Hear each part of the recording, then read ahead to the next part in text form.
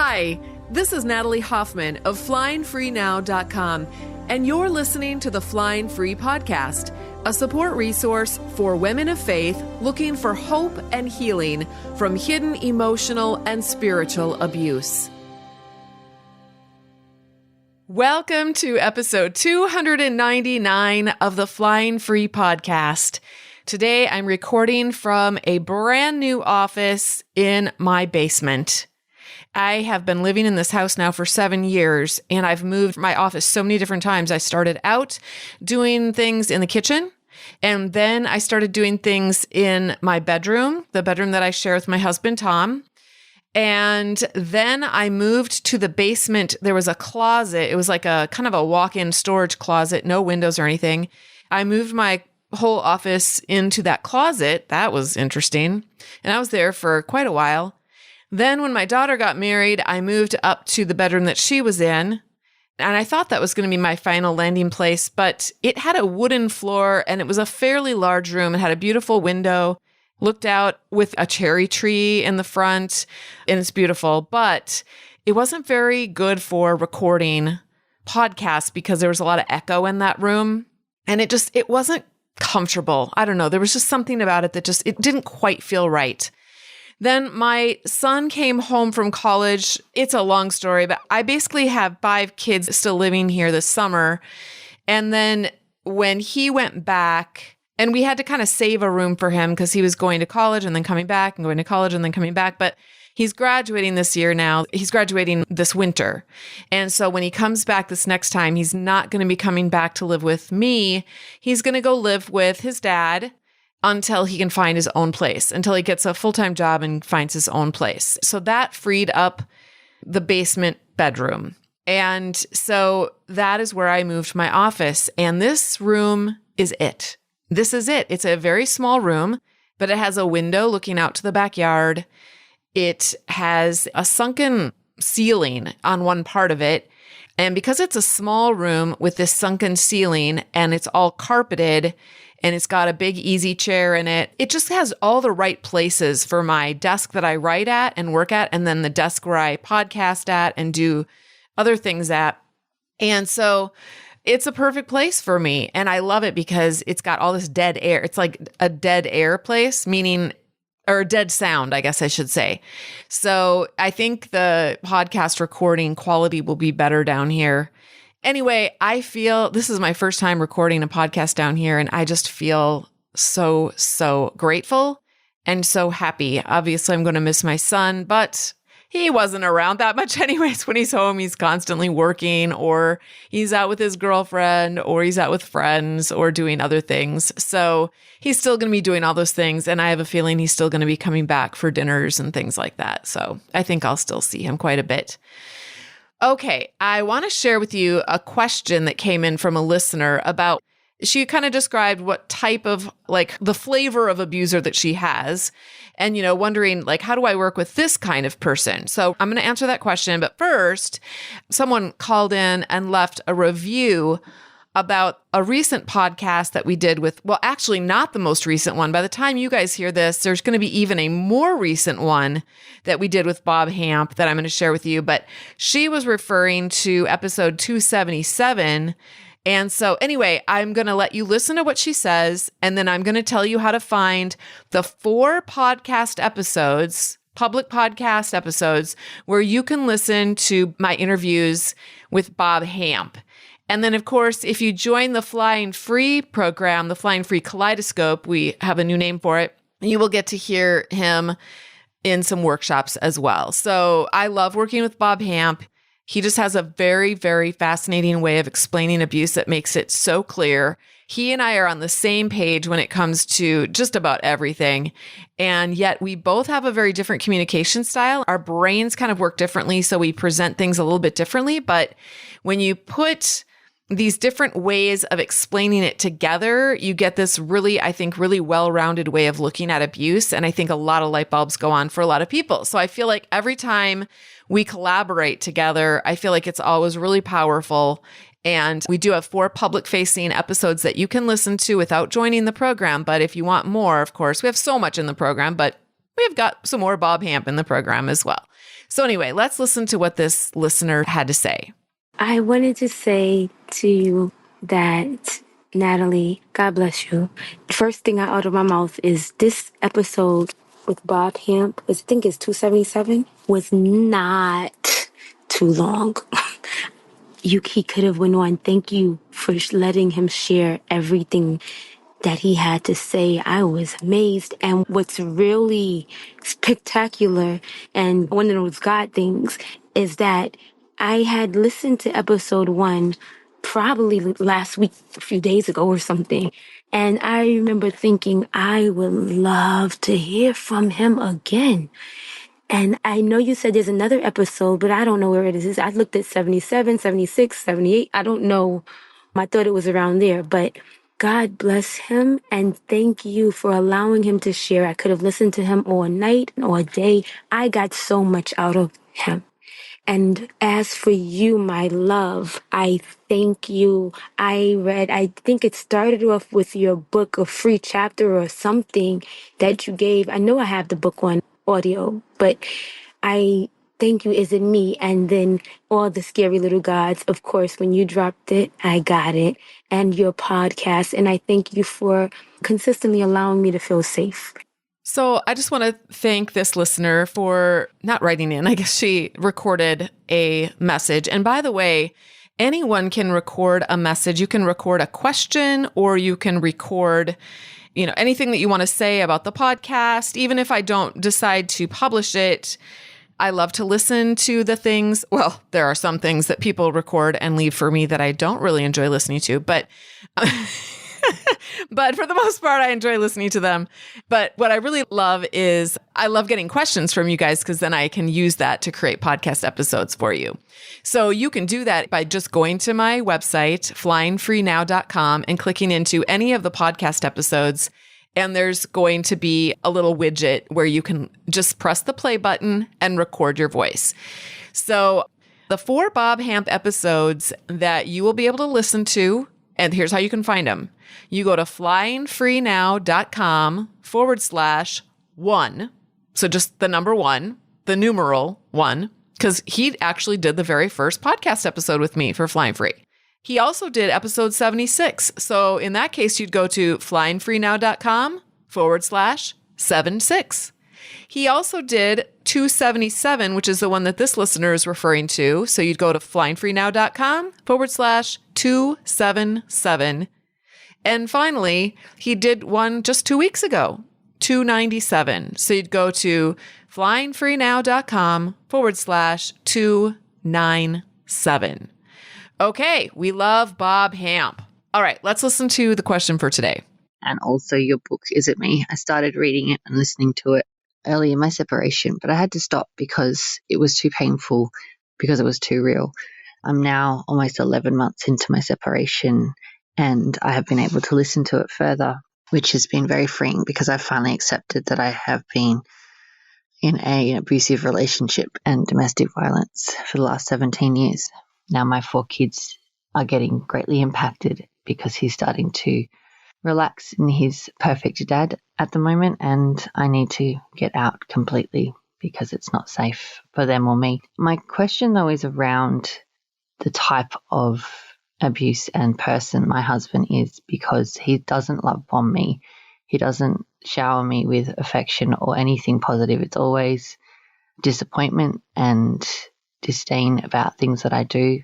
He doesn't always use words, he uses actions.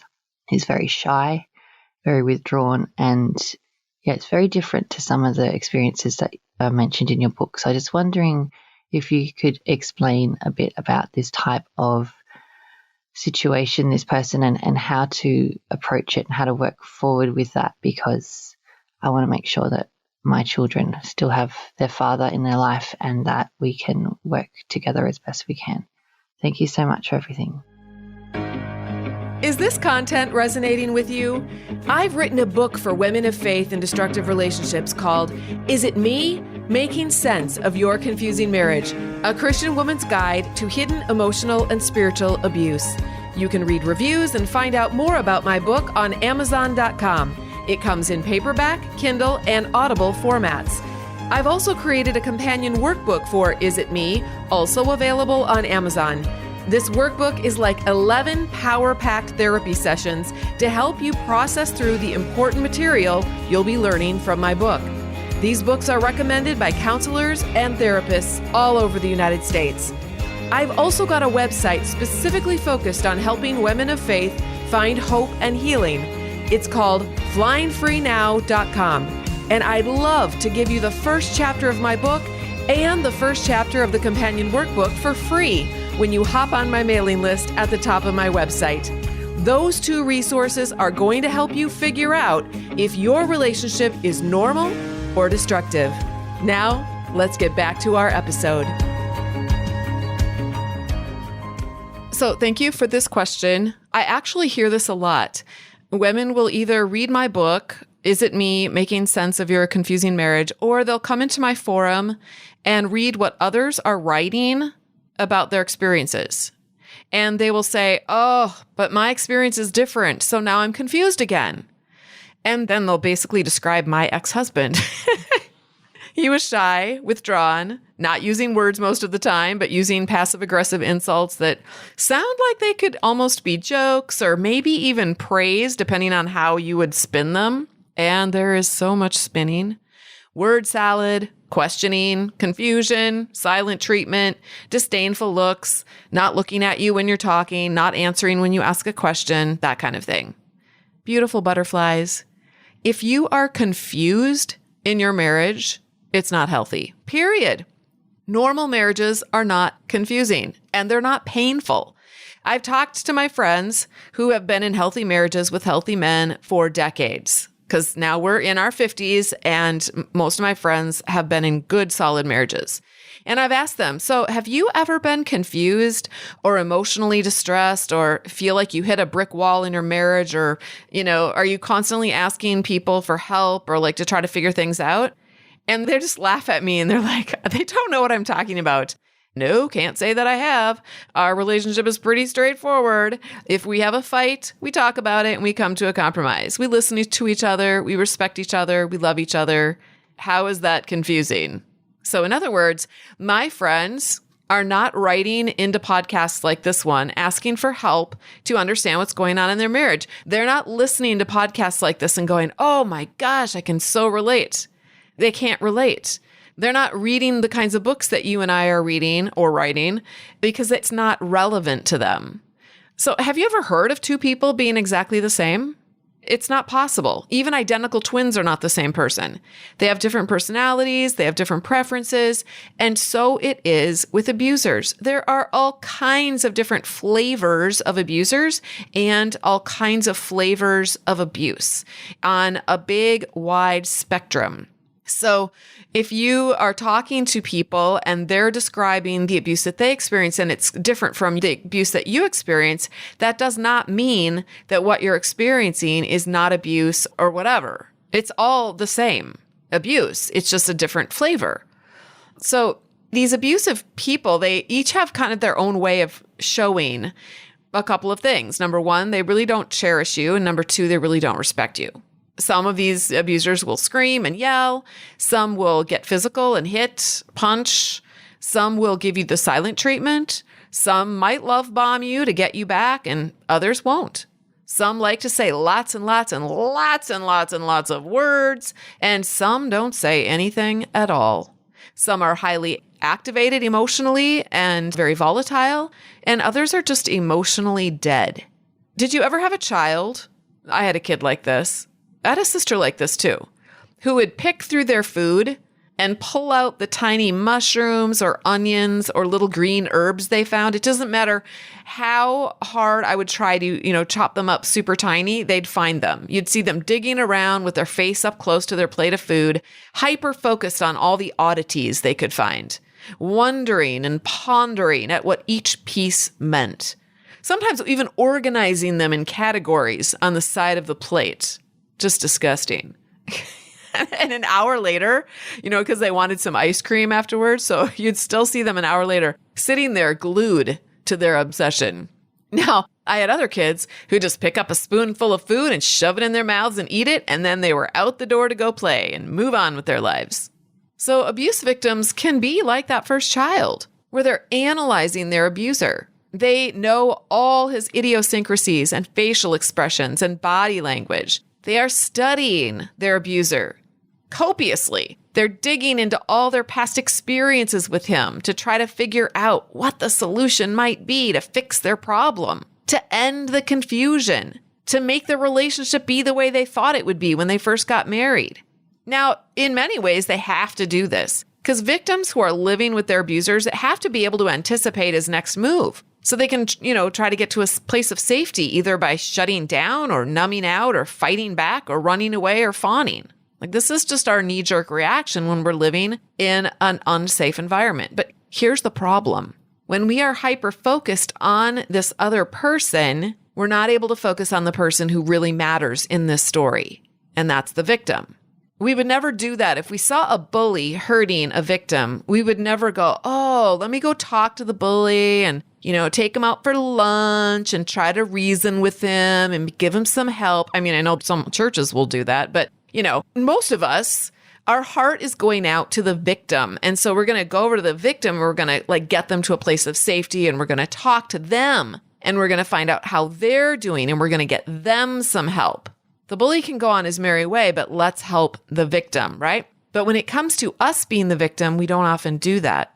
So, in other words, all of our attention and love and problem-solving skills go into this abusive person who's really like a black hole of a person who's just going to suck it all in and it's going to disappear into this black hole and you're not going to get anything in return other than maybe some breadcrumbs or some scraps of attention, if that.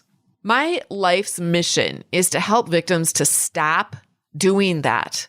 Stop focusing on the abuser because it doesn't work anyways. It's like being on a hamster wheel and thinking that you're getting somewhere and all you're doing is going around and around in a circle because you're just focusing on, hyper-focused maybe on something on the wall on the other side of the wheel and you think you're going to get there if you keep spinning on this wheel. It doesn't work. And that's why I want to help you get off that wheel. I don't want you to spend the rest of your life on that wheel. I want you to get off that wheel. And that means you need to start focusing on the woman who has your name. She's the one who needs you and you're ignoring her. It's time to stop that. You are never going to get out of that chair if you stay there picking at the food. Now, this particular listener said that her children, these are her words, are being greatly impacted by their dad's behavior. And she also used the words where she said it's not safe for them. And yet, notice that she also said she wants them to have a father in their life. Now, this is very, very common language that we see. This is where I was at when I was in my abusive relationship with my 9 kids. And this is where I see women are at a lot of times. But I want to challenge us to think about what our definition is of a father. Do we believe that a father is just someone who spreads his semen around? Is that all that is required in order to have the title of father? And beyond that, he can be an abuser, he can be a molester, he can be a murderer, he could be whatever horrible person he wants to be, but he is the father, right? Why? Because his semen fertilized one of my eggs. And so therefore, the child that came of that union, he's that child's father. I don't believe that, you guys. I think we need to redefine what a father is because I know men who have never been biological fathers, including my husband, Tom. And yet they are fathers in every sense of the word, as I now define it. And I know men who are biological fathers.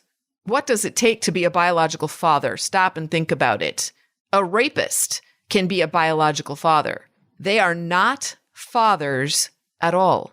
I would never call them a father.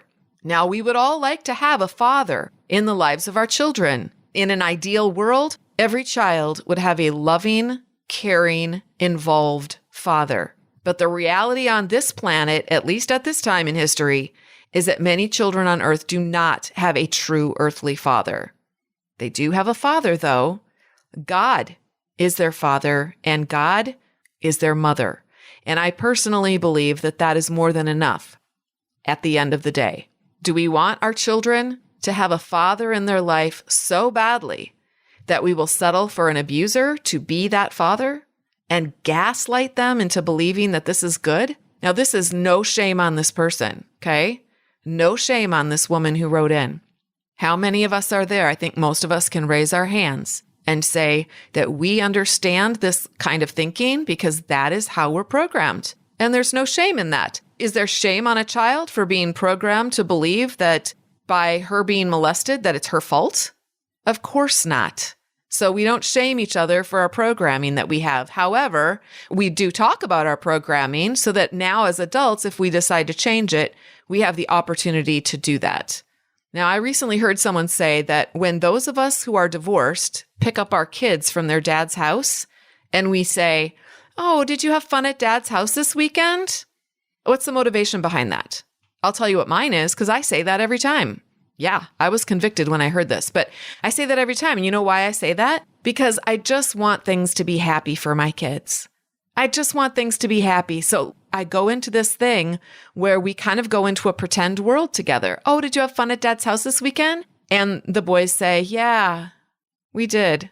And then they move on, then they move on. And then it's like, I can feel good. And I don't know if they feel good or not, but like we've moved on. I'm essentially gaslighting them into thinking that it's supposed to be fun there. That's what this woman made the point of saying. And I was like, she's right. I was convicted by this. I'm never saying that again. I don't have to pretend that my kids had fun at their dad's house. Now, maybe they did. Maybe they did, and maybe they didn't, but I'm not going to ask that question anymore because I also know from long time experience that they don't always have fun there. And sometimes they a lot of times experience a lot of gaslighting and lies and abuse over there. And so I don't want to be part of that anymore. I'm not going to pretend that it's fun at dad's house. And I'm not going to pressure them by my asking that question to pretend along with me. Not anymore. So this listener is wondering, how she used the words, how to work forward with my husband, her flavor of abuser that she's got, because she wants to, quote, work together as best we can. All right. So I just want to ask, is this possible? Can we work together with abusers? If we could, we wouldn't have to divorce them, right? Because we can work together with them. If that was possible, we wouldn't need to divorce them. They probably wouldn't be abusers. The very nature of an abuser is that you can't work with them. That's like having poison ivy in the backyard and saying, I wonder how I could work with this poison ivy so that we can both thrive in the same backyard.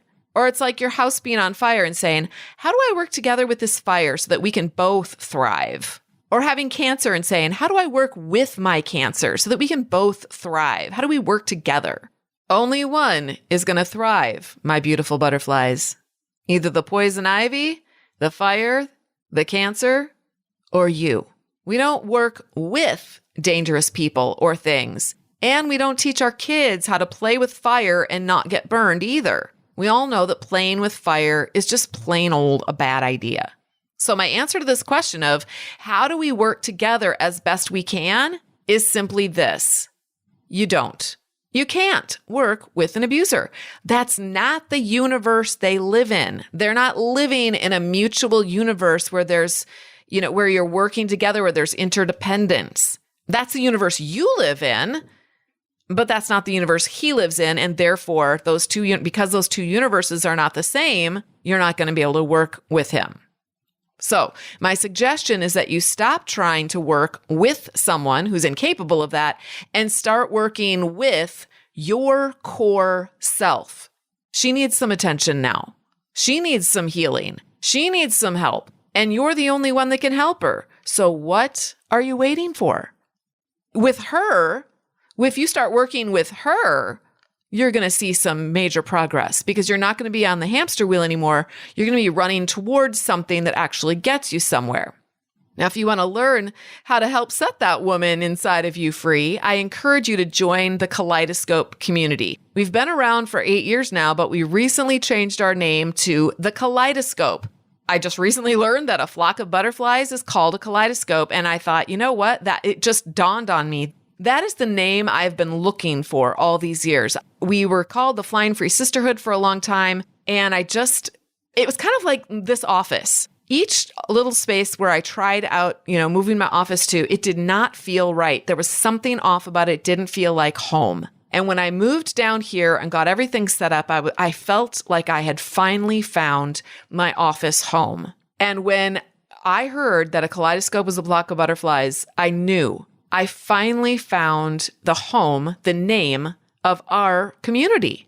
It's the Kaleidoscope. So inside of the Kaleidoscope, you are going to have access to hundreds of classes and workshops, Q&As, group coaching, and of course, hundreds of other Christian women. We call you beautiful butterflies, and they're just like you. They're Christian women struggling in emotionally and spiritually abusive marriages. Some of them are struggling to figure out how to stay and, change their thinking while they're staying in their relationship. Some are struggling through separating. Some are contemplating divorce. Some are actually in the middle of divorce, and some are actually divorced now.